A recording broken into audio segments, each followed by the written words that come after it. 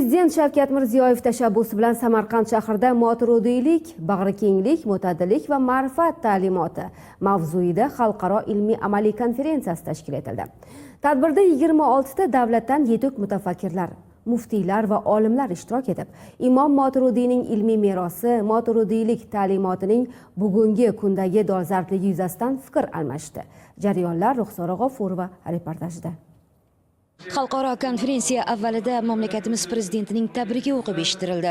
O'z hayotini ana shunday ezgu ishga bag'ishlab kelayotgan siz azizlarga Imom Moturidiy va O'zbekiston zamiridan yetib chiqqan boshqa ulug' allomalarimizning boy ilmiy diniy merosini o'rganish yo'lidagi mashaqqatli mehnatingiz, izlanish va tadqiqotlaringiz uchun samimiy minnatdorlik bildirib, barchangizga sihat salomatlik, kelgusi faoliyatingizda yangi yutuqlar, konferensiya ishiga esa muvaffaqiyat tilayman.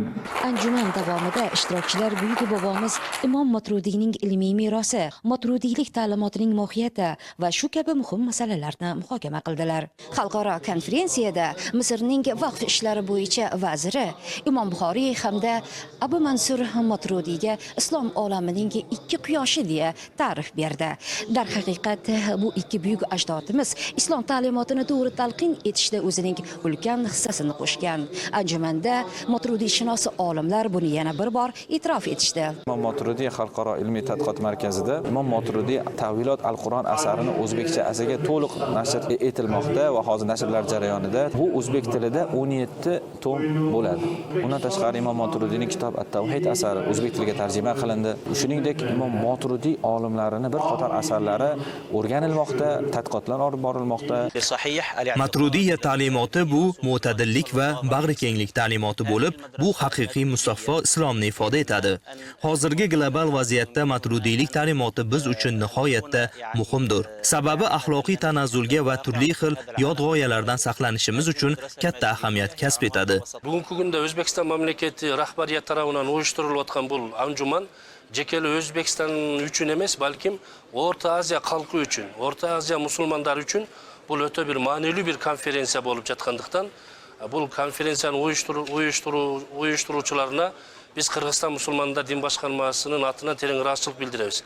Bugungi kunda biz zurriyatimizga, ümmetke, musulmonlarga bu Maturidiyaның kim ekendigin, jana qanday emgek mehnat bulaqtарды жазғандығы aqida jatында. Biz baldarımızga öğretişimiz gerek, yetkilishimiz gerek.